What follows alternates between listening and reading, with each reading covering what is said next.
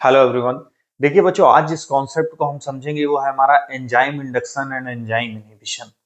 ये टॉपिक अपने आप में बहुत इंपॉर्टेंट है क्योंकि इसका थ्योरेटिकल इंप्लीकेशन बहुत ज्यादा है। एंजाइम इंडक्शन और इनहिबिशन से सबसे बेसिक देखिए दो तीन फैक्ट्स हैं जो आपको जानने पड़ेंगे। वो ये कि सबसे नंबर वन, आपने जब मेटाबॉलिज्म देखा, बायो ट्रांसफॉर्मेशन को हमने पढ़ा, तो उसमें आपने देखा कि बायो ट्रांसफॉर्मेशन में दो फेजेस थे और ओवरऑल जो एंजाइम इन्वॉल्व थे वो माइक्रोसोमल और नॉन माइक्रोसोमल एंजाइम्स थे।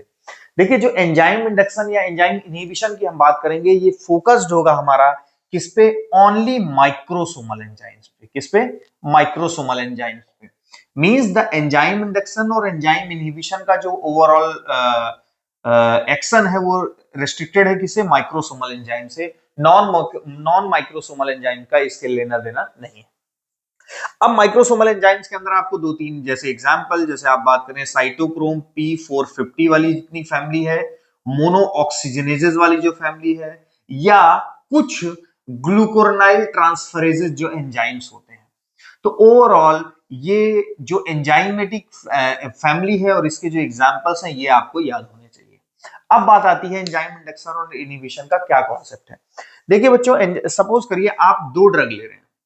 आपने एक ड्रग ली ए और एक ड्रग ली बी, राइट? बेसिक कॉन्सेप्ट आप समझ लीजिए, तो आपका ये ज्यादा लेंथी क्वेश्चन में नहीं आता। इसमें एग्जैक्टली जो कॉन्सेप्ट है वो आपको समझ में आना चाहिए। दो ड्रग आपने ली ए एंड बी, राइट? अब आपको पता होगा कि एंजाइम्स इन्वॉल्व होते हैं जो इनको क्या कर देते हैं, बेसिकली इन ड्रग्स का ये कर देते हैं क्या? मेटाबॉलिज्म। और मेटाबॉलिज्म के रिजल्ट में ये ड्रग क्या बन जाती है? Inactive, right? अब सपोज करिए यहां पे जब आपने ए और बी ड्रग ली, तो ए और बी ड्रग को ए ड्रग इस बी ड्रग को जो मेटाबोलाइज करने वाला एंजाइम था वो था कोई भी, मान लीजिए सपोज करिए एक्स मान लिया। मींस आपने दो ड्रग ली ए एंड बी, इसका मेटाबॉलिज्म सपोज करिए कोई एंजाइम कर रहा है वाई, इसका मेटाबॉलिज्म और इसका मेटाबॉलिज्म कर रहा है एक्स। बस रिलेशन इस बात का है कि ये जो ए ड्रग है ये इस एंजाइम को इंड्यूस कर रही है। क्या कर रही है? इंड्यूस कर रही है। इंड्यूस मतलब उस एंजाइम की एक्टिविटी को प्रमोट कर रही है। तो बस सिंपल सा कॉन्सेप्ट है कि अगर दो ड्रग कॉम्बिनेशन में ली जाए, दो ड्रग अगर कॉम्बिनेशन में ली जाए और कोई एक ड्रग ऐसे एंजाइम को इंड्यूस या इनहिबिट करे, या तो ये ड्रग इसको इंड्यूस करे या इनहिबिट करे, तो दोनों में देखिए हम डिफरेंस देखते हैं। पहला केस, जब इसने इस एंजाइम को इंड्यूस किया। बच्चों, जब ये एंजाइम इंड्यूस होगा तो ये किसके मेटाबॉलिज्म के लिए रिस्पॉन्सिबल था? बी के मेटाबॉलिज्म के लिए। तो बी का फास्ट क्या हो जाएगा? मेटाबॉलिज्म। और बी जल्दी क्या हो जाएगी? इनएक्टिव। मतलब क्या इन दोनों का कॉम्बिनेशन इस ड्रग के लिए सुटेबल था? नहीं, क्योंकि इसने ऐसे एंजाइम को एक्टिवेट किया, इंड्यूस किया, जिसने इस ड्रग को मेटाबोलाइज करके इनएक्टिव कर दिया।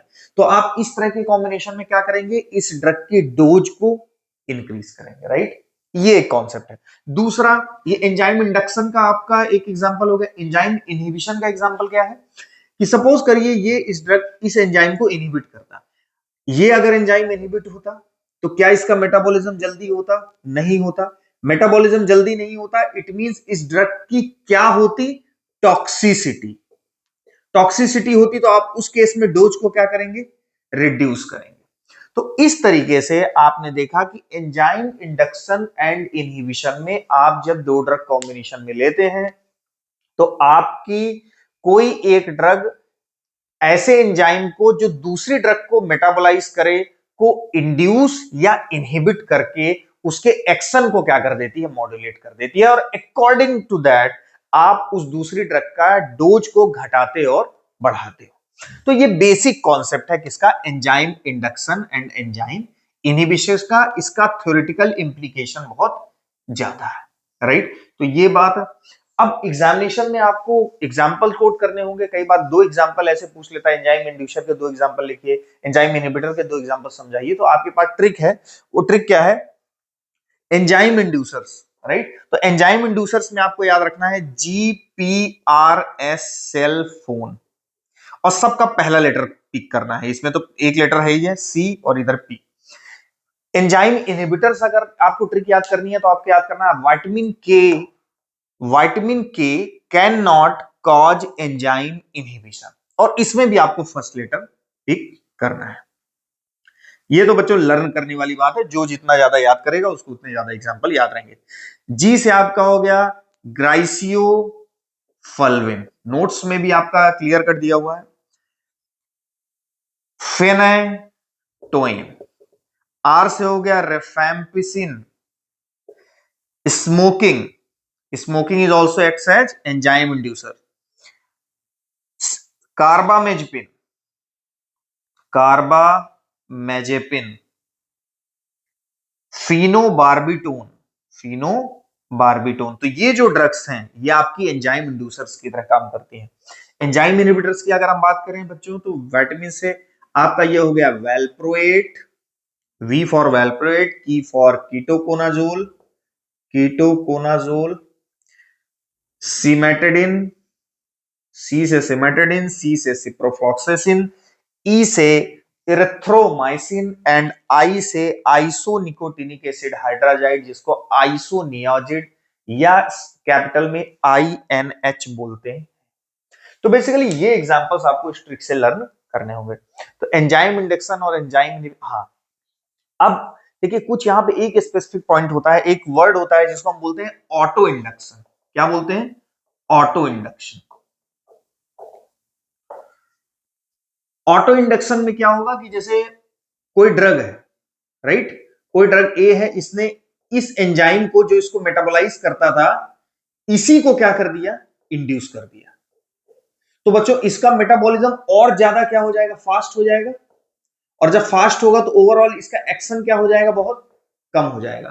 तो कई बार टॉलरेंस में हम ऑटो इंडक्शन मैकेनिज्म को कोरिलेट करते हैं, क्योंकि टॉलरेंस में हमको हमारा ओवरऑल टाइम डिपेंडेंट क्या हो जाता है, एक सर्टेन टाइम के बाद, टाइम पीरियड के बाद उसका थेरेपेटिक रिस्पॉन्स कम हो जाता है। तो कई बार ऑटो इंडक्शन की मैकेनिज्म जिसमें कोई ड्रग उस एंजाइम को ही इंड्यूस कर दे जो खुद को सेल्फ मेटाबोलाइज कर रहा, ऑटो मीन सेल्फ को इंड्यूस कर रहा, तो जब ये एंजाइम एक्टिवेट होगा ये ड्रग ज्यादा से ज्यादा मेटाबोलाइज होगी और ये इनएक्टिव होगी, तो आपको इसकी एक्शन क्या हो जाएगा? कम हो जाएगा, राइट। तो इस तरीके से बच्चों आपका enzyme induction and enzyme inhibition का कॉन्सेप्ट है। आई होप कि आप अंडरस्टैंडिंग बना पाए होंगे। अगर आपको बातें समझ में आती हैं, आपको क्लैरिटी होती है कंटेंट में, तो आप चैनल को सब्सक्राइब जरूर करें और फ्रेंड के साथ शेयर करें। Thank you very much.